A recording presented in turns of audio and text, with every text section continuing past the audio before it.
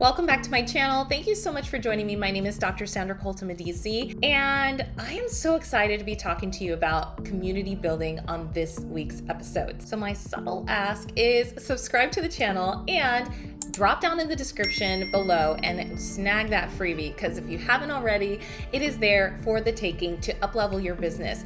Let's get started. I'm so excited to be talking about community building with you because I have built a few different ones myself, and I want to share with you some guidance that I think will really help you to build your audiences and not have just followers or fans, but customers.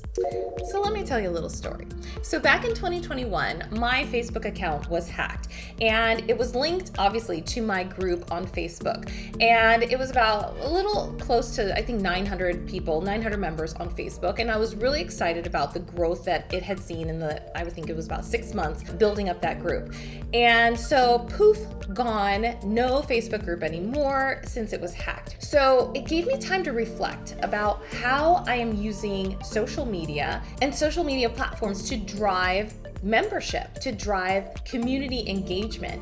And so I immediately decided, I'm going to take a break from this. I'm going to write all of the group members, because I had a majority of their email addresses, and let them know that I'm going to be starting a different group. I had multiple groups on Facebook, so this was just for one group on Facebook. I had a separate group that I still have and remains active. It's at facebook.com/groups/College of Style.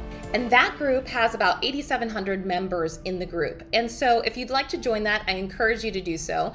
But I also encourage you to think about different groups and how you are communicating and engaging with them on or offline. So one of the best things that you can do to build community and foster relationships is actually start one. I know that it sounds hard, but you know what? Once you get into community building, you find out just how engaged people are with your content and what they want to see more from you. Let me just start with a few tips. Number one, it's important to think about if you want to have your communities on a social media platform that you own or don't. If you haven't thought about starting a community, I would start to think about that, because it fosters relationships and it gets people talking in a different way. It's not just posting and not hearing anything back, just crickets. It's about asking people how their day was, getting really into what their struggles are and how you can provide them with solutions. So if you are thinking about starting a community, you can do it one of two ways. You can do it online on a social media platform like Facebook and doing one of their groups. You can petition, they have applications for Twitter communities. If you are on a Twitter community, join mine. It's pinned to the top of my profile on Twitter. And then also you can do something offline. You can do your own app and create your own community on your own app. Or you could use something like Mighty Networks, which is something that I use to host my community off of a social media platform. And I also host courses inside of that community. So there's a lot of different ways that you can create a community, either on a social media platform, creating your own social media platform, or utilizing a network like Mighty Networks in order to host more than just your community. You can also host courses.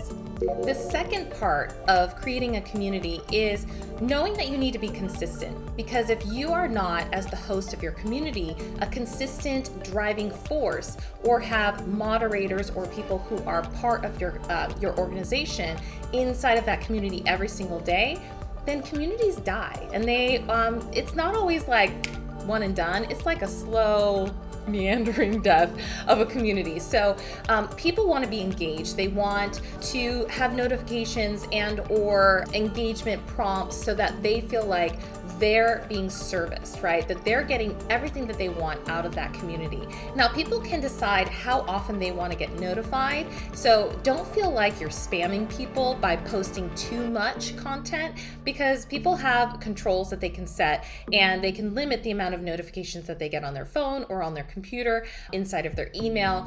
So don't feel like you need to hold back of the amount of goodness that you're giving your community, because it is really the members' responsibility to say, I don't want to see so much, or yes, give it all to me. Now, the third thing is, do you want to monetize your community? Do you want it to be somewhere where people can post their own information, or do you want to ask people to pay to be part of the community?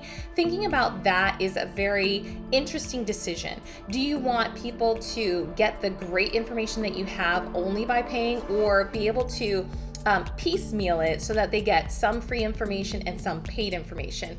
Having that conversation, that dialogue with yourself of, okay, am I going to get more people to join my community if it's free, or will people think that my community is more valuable because it's a subscription and fee-based community? So you have to think long and hard about how you want to create and monetize your community, or if you don't need monetization at all. It's really important. Like for myself, I have a free community where I have courses and events inside of that community that are paid. So you don't have to join and pay to join, but you have the opportunity to actually pay for extras once you're in, or to pay for the courses once you're part of the community. So I look at it differently. I look at it where there's kind of that balance of, you get my content every single day in the community for free, but you also have the opportunity to schedule a brand audit, or to take a course, or to get discounts on merchandise and things like that. So there's that paid opportunity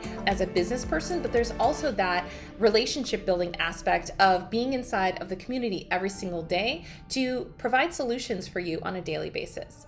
Now, the fourth thing is knowing that everybody plays a role inside of a community. Kind of like when you're outside and you've got the mayor of the community, and you've got your neighbors, and you've got like the kids down the street. Like, everybody has a role inside of the community. And when you think about it, look at like Facebook groups, right?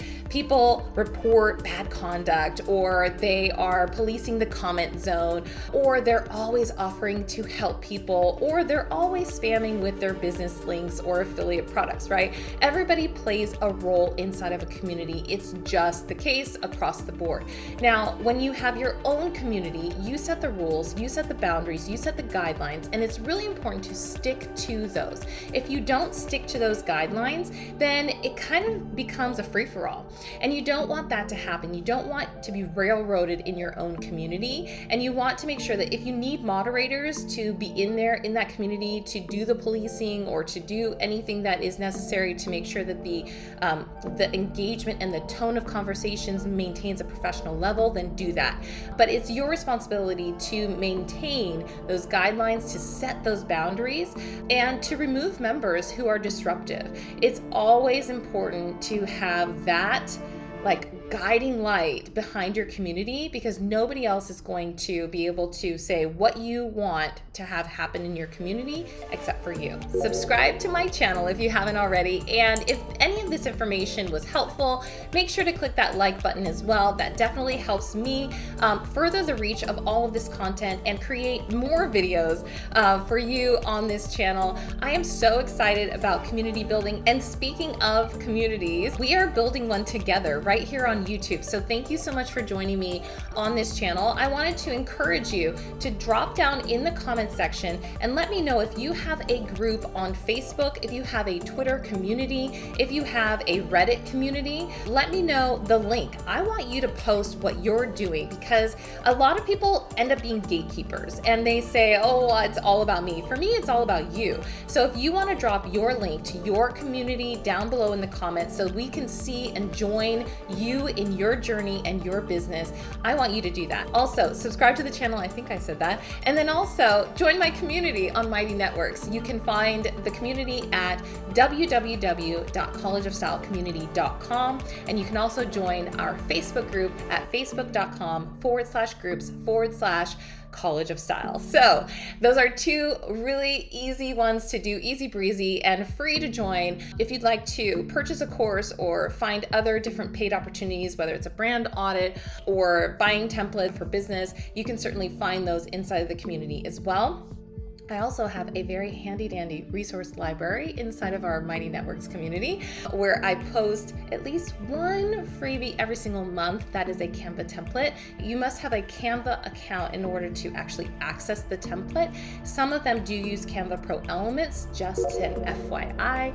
But I'm really excited to see you inside of the community sooner than later, right? See you on the next video.